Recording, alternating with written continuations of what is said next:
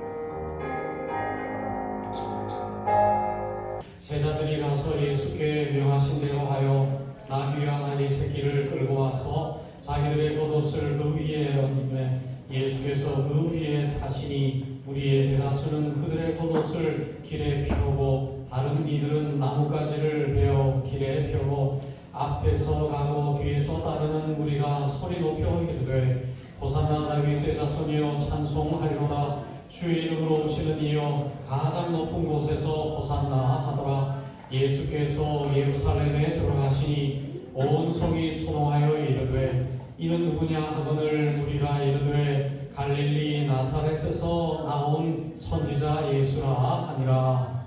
아멘. 다시 기도하겠습니다. 은혜로우신 하나님, 한 주간도 저희들을 지켜주시고 주의 은혜의 자리로 또 말씀의 자리로 저희들을 인도하여 주셔서 하나님의 귀한 말씀을 따라 살아갈 수 있는 저희들 되게 하시니 감사합니다. 오늘도 귀하게 허락하여 주시는 약속의 말씀 붙들고 믿음으로 살아가게 하시고 하나님의 은혜와 사랑이 우리 인생 가운데 가득 차고 넘칠 수 있도록 하나님 축복하여 주옵소서. 감사드렸고 예수 그리스도의 이름으로 기도드리옵나이다. 아멘. 자, 오늘은 종려주일, 우리 예수님께서 예루살렘에 입성하는 그날을 기념하는 주일을 우리가 예배로 이제 드리고 있습니다. 우리 예수님께서 이제 3년의 공생의 기간을 이제 마무리하면서 예루살렘으로 입성하시는 것은 결국에 예수님께서 십자가에서 죽으시기 위함이었어요. 그래서 예수님께서 예루살렘에 입성하실 때에 많은 사람들이 예수님을 환영했습니다. 호산나 다윗의 자손이여 하면서 종려나무를 흔들고 또 바닥에 깔고 자신의 옷을 바닥에 깔고, 그래서 예수님이 예루살렘으로 들어오시는 그 순간을 기념하고 환영했습니다. 자, 그래서 우리 예수님, 한 청년에 불과한 예수님 33세의 청년을 왜 이토록 이스라엘 백성들은 환대를 했을까? 그토록 예수님을 환영한 이유가 무엇이었을까?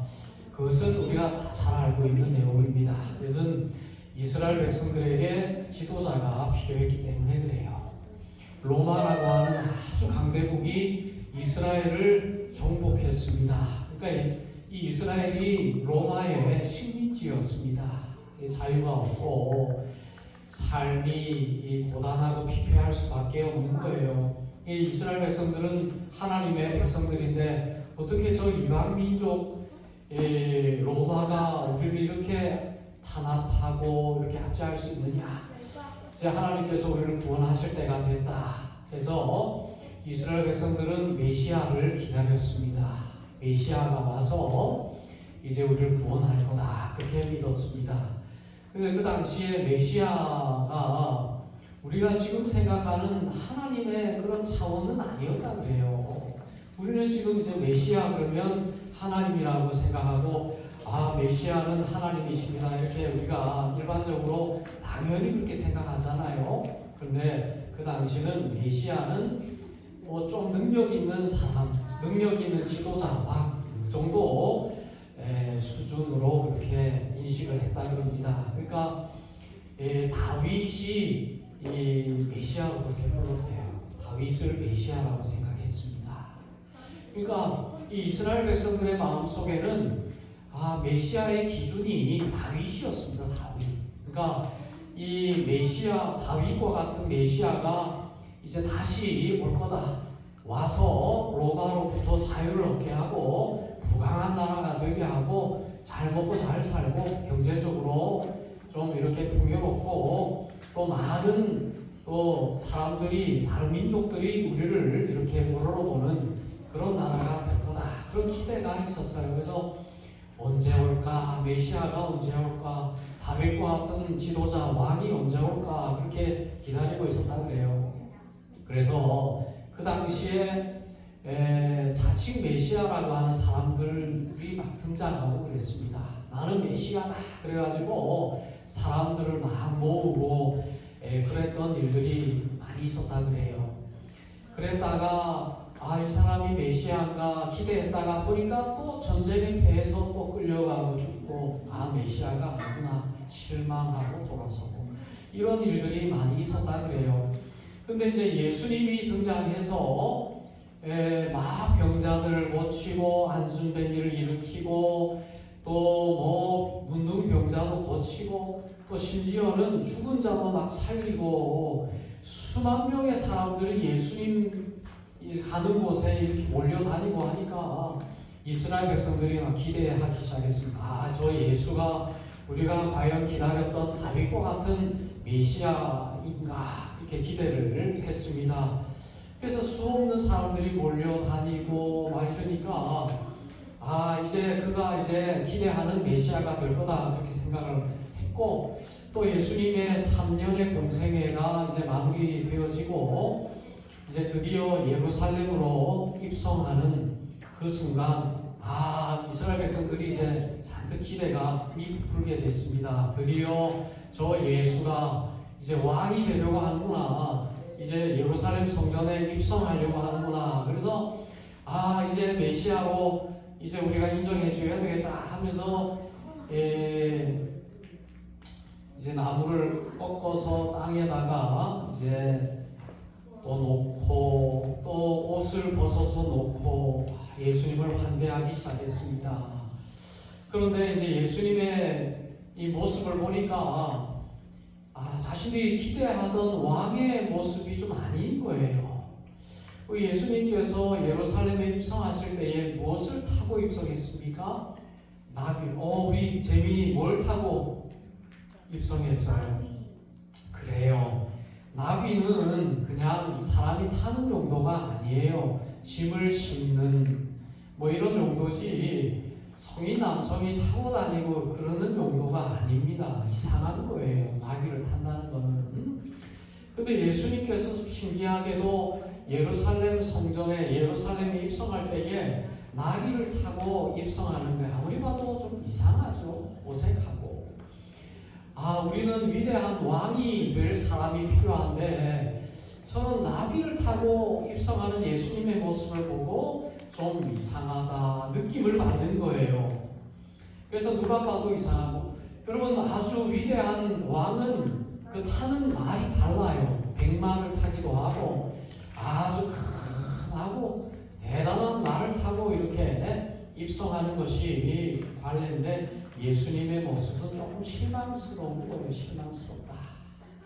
자, 그런데 여러분 보세요. 예수님께서 예루살렘에 입성한 날이 주일이에요. 지금으로 말하면 주일인데 그 왕의 모습으로 메시아의 모습으로 주일날 이제 대단한 환영을 받고 예루살렘에 입성하시잖아요. 근데 여러분 예수님이 십자가에 못 박히신 건 며칠 후에요? 5일 후에. 그러니까 예수님이 주일날 입성하시고 5일이 지난 금요일날 예수님이 십자가에 못 박혀 죽어요.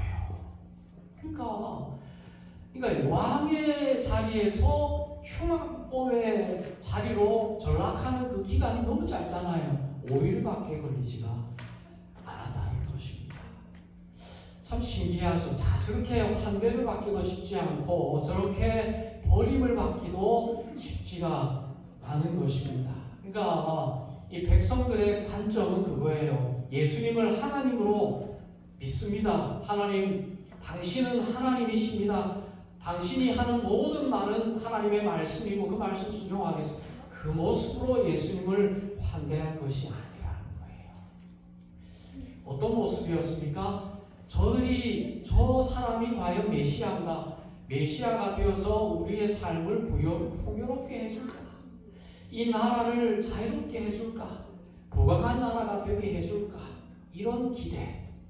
그래서 이렇게 예수님을 지켜봤다는 거예요. 저 예수가 메시아가 될 상인가? 저 예수가 왕이 될 상인가? 이렇게 지켜봤다는 거예요. 지켜보니까 어때요? 정말 왕처럼 행동합니까? 예수님이 대단한 권력을 누리고 대단한 군대를 일으키고 이런 모습은 아무리 봐도 찾을 수가 없는 거예요. 예수님께서 예루살렘에 입성해가지고 하시는 말씀을 들어보면 너무너무 기대에 부합하지 않는 말씀을 하고 있는 것을 봅니다.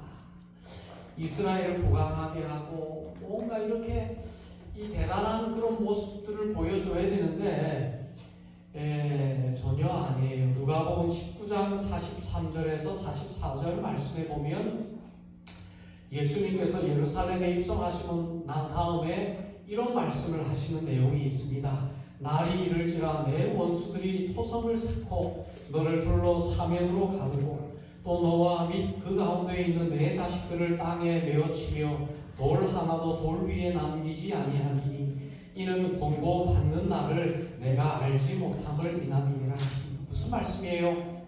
망할 거다는 거예요. 이스라엘이 망할 거다. 돌 하나도 돌 위에 남지 않을 거다. 완전히 파괴될 거다. 예루살렘이 완전히 파괴된다. 아니 어떻게 메시아라고 기대하고 환대했던 저 예수라고 하는 사람의 입에서 나오는 말이 우리가 기대했던 말이 전혀 아니에요. 돌 하나도 돌 위에 남지 아니하리라. 망한다는 거예요. 그러니까 너무너무 실망하고 우리가 기대했던 예수가 아니고 우리가 기대했던 메시아가 아니구나. 그래서 어떻게 해요?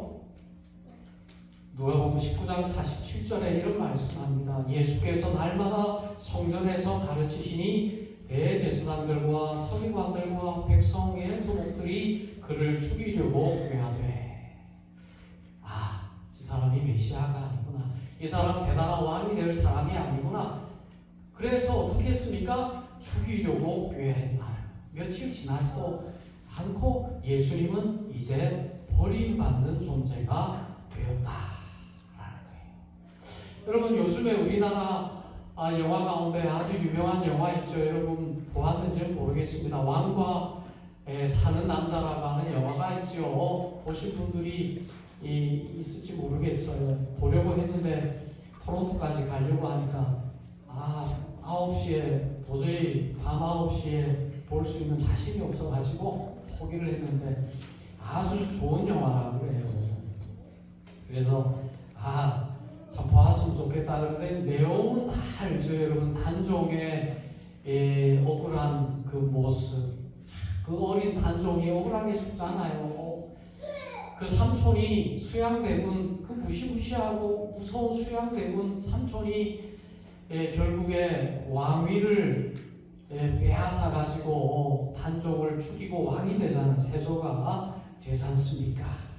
그 당시 여러분 잘 알고 있는 세종대왕, 한글을 창제한 세종대왕의 아들 문종 아주 위대한 왕이잖아요. 근데 이 문종이 이 세종대왕이 죽고 나서 이제 왕을 딱 2년을 합니다. 2년을 하고 문종이 죽어요. 문종이 원래 약한 사람이라 죽은 게 아니라 문종이 왜 2년밖에 왕을 하지 못하고 죽었을까 보니까 세종대왕이 죽고 나서 3년 동안 이 세종대왕을 이렇게 기리면서 3년 동안 이렇게 문상을 하면서 건강이 굉장히 안 좋아졌다는 거예요. 이 효심이 아주 대단한 분이 이 문종이었다는 거예요. 건강을 잃어버려가지고 2년 3개월 만에 죽게 되는 것입니다. 그래가지고 결국에 왕위를 자신의 아들 단종에게 물려주라고 하는 유언을 남기고 죽게 됐는데 그 당시에 단종이 나이가 어렸잖아요. 12세 밖에 되지 않았는데 12세. 그러니까 너무너무 어리잖아요. 이 단종이 얼굴도 아주 잘생겼대요. 얼굴이 너무너무 이뻤대요. 얼굴도 이쁘고 아주 지혜롭고 참 보면은 참 매력이 있는 그런 인물이었다고 합니다. 그래가지고 단종이 이제 유배될 때에 이제 영월로 유배지로 떠나잖아요. 떠나는 이 단종의 모습을 보고 이 단종이 얼마나 얼굴이 정말 이쁘고 수려하고 참 너무너무 그 모습을 보고 백성들이 그렇게 눈물을 흘렸다는 거예요. 저렇게 좋은 분이, 저렇게 아름다운 분이 억울하게 삼촌을 잘못 만나가지고 저렇게 유배가 되는구나 하면서 백성들이 얼마나 많이 울었는지 모른다는 거예요. 그런데 이 수양대군이 왕위를 탈취해가지고 왕이 되지 않습니까? 수백 명의 사람들을 죽이잖아요. 600명 넘는 사람을 죽였다는 거예요. 왕이 되기 위해 가지고. 근데 이 수많은 대신들이 결국에는 수양대군을 왕으로 인정하고 모시잖아요. 왜 그랬을까? 왜 단종을 끝까지 섬기지 않고 수양대군이라고 하는 사람을 왕으로 이렇게 했을까? 그러니까 그 당시에 왕에 대한 이미지가 그거예요. 권력이 있어요. 권력, 힘이 있고, 권력이 있고, 능력이 있고, 결단력이 있고, 패기가 있고, 한 나라를 이끌고 갈 만한 뭔가 이런 힘이 보여져야 되는데, 단종은 너무 어리고 그런 모습이 없고 너무 유약한 어린아이에 불과했다. 그러니까 모든 대신들이 결국에는 수양대군 쪽으로 갈 수밖에 없었다는 거예요. 여러분, 이스라엘 백성들은 마찬가지입니다. 이스라엘 백성들도 그들이 품고 있던 왕의 기준, 메시아의 기준이 있었다는 거예요. 힘 있고 권력 있고 정치력이 있고 능력이 있고 이 나라를 이끌고 갈 만한 어떤 혁명가의 모습을 이스라엘 백성들은 기대했다는 것입니다. 그런데 예수님은 전혀 그렇지 않죠. 평화의 왕으로 정말 이 나귀를 타고 입성하는 이 모습이 예수님의 그 모습을 상징하고 있다고 해도 과언이 아니에요. 그러니까 이스라엘 백성들의 기준과 예수님의 모습이 너무 차이가 많이 났다는 거예요. 여러분, 예수님이 왜 예루살렘에 입성할 때에 나귀를 타고 입성하셨을까? 나귀를 타고 입성하신 이유가 무엇일까? 그것은 하나님의 말씀을 이루기 위함이었어요. 하나님의 말씀을 이루기 위함. 이 메시아는 나귀를 타고 나아갈 것을 이미 구약에 예언하고 있습니다. 스가랴 9장 9절 말씀이에요. 시온에 따라 크게 기뻐할지어다 예루살렘에 따라 즐거이 부를지어다 보라 내 왕이 내게 임하시나니 그는 의로우시며 구원을 베푸시며 겸손하여 나귀 곧 나귀 새끼를 타시리라. 그러니까 예수님께서 이 나귀를 타고 예루살렘으로 입성하시는 것은 그것은 하나님의 이 예언의 말씀, 구약의 말씀을 이루기 위함이었다는 거예요. 그러니까 예수님은 하나님의 말씀을 이루는 삶을 살았다는 것입니다. 하나님의 뜻을 이루며 살았다는 것입니다. 그래서 오늘 우리는 예수님을 따르는 제자의 삶을 살아가야 합니다. 오늘 여러분 말씀의 제목이 무엇입니까? 군중과 제자죠. 군중과 제자. 여러분 군중은 무엇입니까? 군중은 뭘까요? 군중은 하나님의 뜻보다는 나의 뜻을 이루려고 하는 사람이죠. 하나님의 관심보다는 나의 관심이 우선되고 나의 기쁨과 나의 원함과 그것을 추구하는 삶이 군중의 삶이라는 거예요. 여러분 제자의 삶은 뭐예요? 나의 뜻과 나의 관심이 아니라 하나님의 뜻을 위해서 살아가는 거예요. 하나님의 뜻을 이루는 삶을 살아가는 것입니다.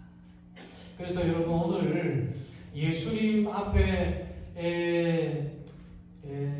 나무가지를 흔들고 또 옷을 벗어서 갈고 환영했던 많은 군중들이 있습니다.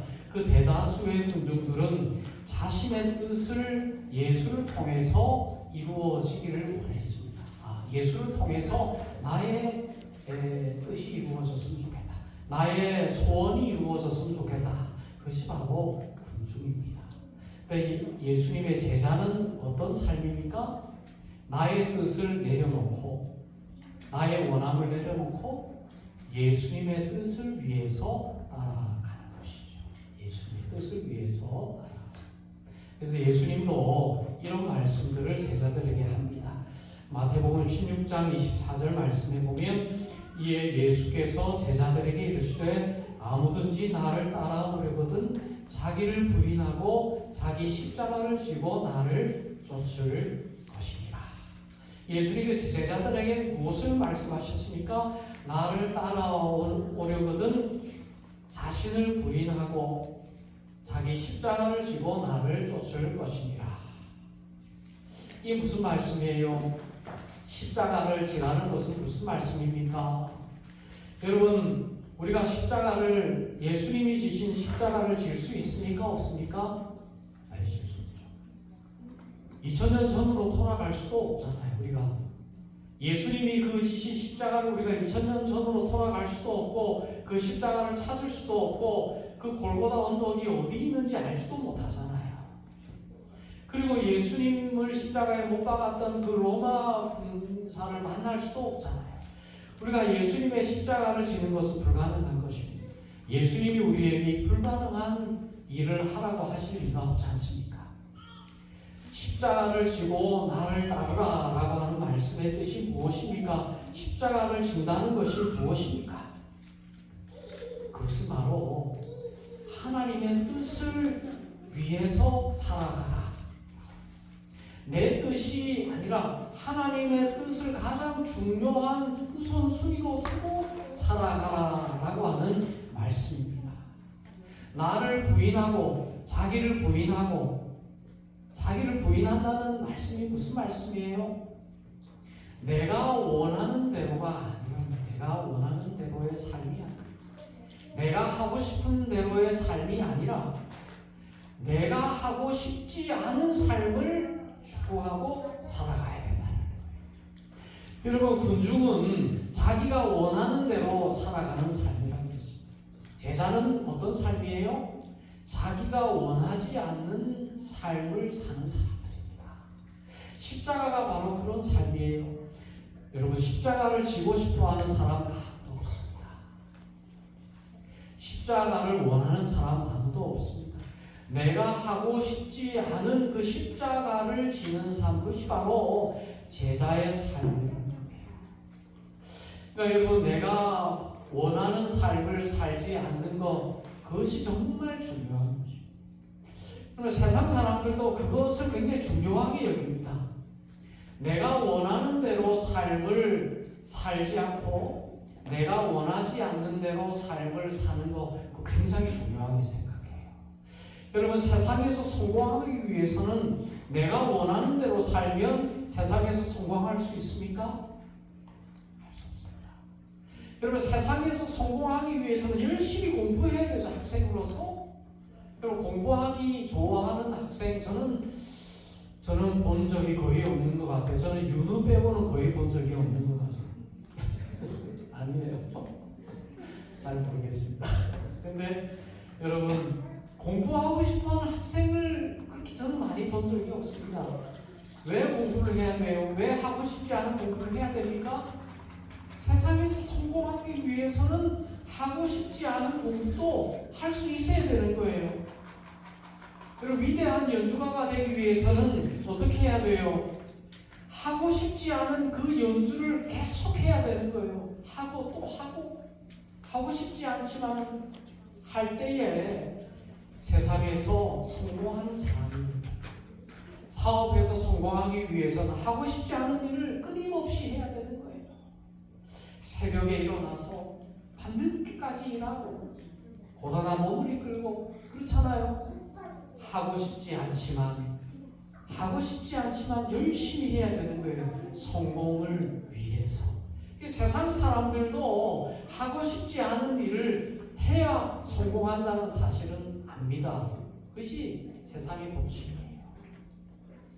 근데 여러분, 우리도 마찬가지예요. 우리도 하고 싶지 않은 일을 해야 되는 사람이에요.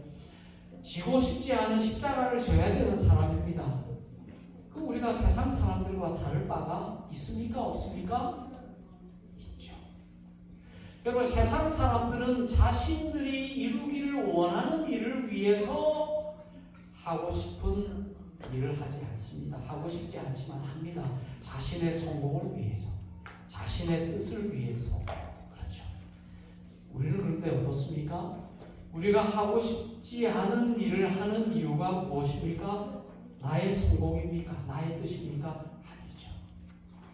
예수님의 뜻을 위해서, 예수님의 말씀을 위해서, 결국에 예수님의 영광을 위해서 우리는 내가 하고 싶지 않은 일을 하는 사람이 바로 그리스도인이라는 거예요. 오늘 여러분, 나를 부인하는 삶을 사는 것 굉장히 중요합니다. 내가 하고 싶지 않은 일을 하는 거 굉장히 중요합니다. 우리의 신앙이 그래야 자라는 거예요. 그래서 여러분, 우리의 본성이 말하는 대로 살아가서는 우리의 신앙이 자랄 수가 없어요. 나의 본성이 말하는 그 반대 방향으로 살아가야 됩니다. 우리의 본성은 내가 하고 싶은 대로 살아가기를 원하잖아요. 어떻게 해요? 거꾸로 가야 돼요. 내가 원하는 대로 반대 방향으로 가야 돼요.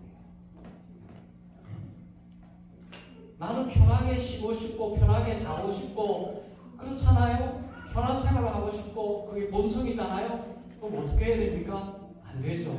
어떻게 해야 돼요? 내가 하고 싶지 않은 기도의 자리로 가야 돼요. 말씀의 자리로 가야 돼요. 성경책을 펼쳐야 돼요. 성경을 보는 자리로 가야 돼요. 기도의 자리로 가야 돼요. 헌신의 자리, 봉사의 자리. 봉사하고 싶은 사람 아무도 없습니다. 헌신하고 싶은 사람 아무도 없습니다. 충성하고 싶은 사람 누가 있어요? 아무도 없어요. 그렇게 해서는 우리의 신앙이 자랄 수가 없고 우리가 성장할 수 없고, 그러니까 우리가 하고 싶지 않은 대로 하면 맞습니다. 거의 90%가 우리가 하고 싶지 않은 일을 하면 거의 맞습니다. 편하게 쉬고 싶을 때 말씀의 자리, 기도의 자리로, 예배의 자리로. 여러분, 많은 그리스도인들이 이것을 놓칠 때가 많이 있습니다. 편하게 예수 믿으려고 해요. 편하게. 여러분, 편하게, 그러니까 우리가 예수 믿는 이유도 편해지려고 예수 믿는 경우도 많이 있어요. 예수 믿으면 내가 잘 되고, 예수 믿으면 내가 좋아지고, 뭐 좋은 일들이 생기고, 뭐 이런 유익한 일들이 생기고, 결국에 내가 편해지는 일들이 생기는 그 목적이 되는 경우가 굉장히 많이 있습니다. 그래서 그런 식으로 우리가 젖어들 때가 많이 있어요. 여러분, 그러나 그것이 예수 믿는 궁극적인 모습은 아니에요. 불편한 자유가. 예수 믿는 것은 나를 부인하고 내가 하고 싶지 않은 방향으로 가야 돼요. 십자가를 지고 순종의 자리로, 헌신의 자리로 묵묵히, 아무도 인정하지 않지만 하나님과 나만의 그 관계 속에서 이것이 하나님의 영광이 된다면 내가 이 십자가를 지겠습니다. 네? 그것은 정말 하나님과의 관계 속에서 고백해야 되는 거예요. 하나님, 이것이 하나님의 뜻이라면 지겠습니다. 이것이 편하진 않지만, 이것이 나에게 뭔가 손해가 되지만은, 이것이 나에게 원하시는 하나님의 뜻이라면 나는 순종하고 십자가로 알고 부인하고 순종하고 지겠습니다. 여러분, 그것이 바로 예수님을 제대로 믿는 믿음의 삶이다라는 것입니다. 그래서 여러분, 예수 믿고 잘 되는 것은 예수 믿고 손해 보는 거예요. 예수 믿고 이렇게 어려움 당하는 겁니다. 예수님 때문에 어려움 당하고, 예수님 때문에 불편함을 감수하고, 예수님 때문에 고난을 경험하고, 그게 내가 예수 잘 믿는구나 라는 거예요. 예수 믿었는데 편안하고, 예수 믿는데 아무런 불편함이 없고, 예수 믿었는데 뭐 다 좋고, 그 예수 잘 믿는다고 생각 절대 그렇게 해서는 안 돼요. 예수 믿으면 뭔가 불편하고, 뭔가 뭔가 고난을 사서 하는 것 같고 고생을 사서 하는 것 같고 내가 왜 이렇게 하지? 내가 왜 이런 삶을 살지? 이런 생각이 드는 게 그게 정상이라는 거죠. 정상. 그게 바로 기록하는 것이에요. 여러분 오늘 군중이 되려고 하는 그리스도인들이 많습니다. 편한 길로 가려고 그래요. 편안하게 예수님을. 거기에는 예수님의 영광이 없습니다. 예수님의 십자가가 없어요. 여러분 제자들의 삶을 살아가세요. 제자들은 자기의 뜻을 내려놨습니다. 결국에 제자들이 어떻게 됐어요? 제자들이 다 어떻게 됐습니까? 다 순교했어요. 한 명도 편안하게 일생을 마친 사람, 감옥에 갇히거나 거꾸로 십자가에 못 박혀 죽거나 피부가 다 벗겨져 죽거나 한 사람도 평탄하게 살다 간 사람이 없습니다. 그러니까 우리가 그것을 보면 돼요. 예수 믿고 내가 좀 불편해야 되겠구나. 예수 믿고 내가 좀 손해봐야 되겠구나. 예수 믿고 내가 좀 억울해져야 되겠구나. 그게 여러분, 그게 정말 예수 잘 믿는 것이다. 그게 십자가 지는 것이고, 그게 하나님의 영광이, 우리가 십자가를 져야 하나님이 영광을 받는 것이에요. 그래서 꼭 여러분 기억하시고 정말 군중의 모습이 아니라 제자의 모습으로 살아가기로 다짐하는 오늘 종료주일이 되실 수 있기를 주님의 이름으로 축원드립니다. 자, 우리 다시 기도하겠습니다. 은혜로 오신 하나님, 오늘 종료주일 예수님을 환영했던 많은 군중들이 있지만 저들의 모습 속에 예수님의 뜻이 없었고 자신의 영광과 자신의 뜻이 그들의 삶을 지배했음을 보았습니다. 오늘 군중의 모습이 아니라 제자의 모습으로 예수님을 높이며 살아가는 저희들 되어질 수 있도록 하나님 역사하여 주옵시기를 원하옵고 감사드렸고 예수 그리스도의 이름으로 기도드리옵나이다. 아멘.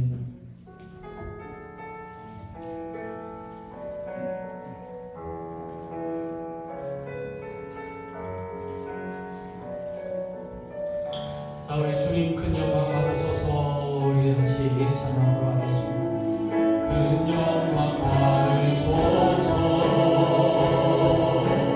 홀로 찬양 받으소서. 우리 위에 뛰어난 이름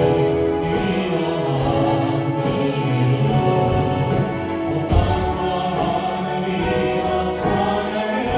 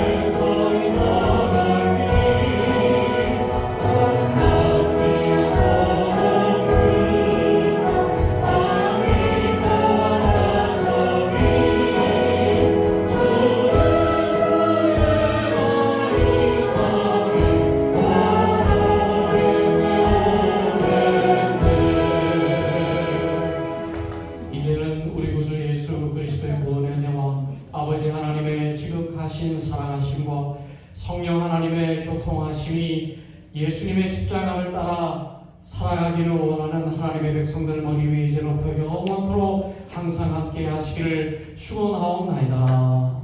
아멘.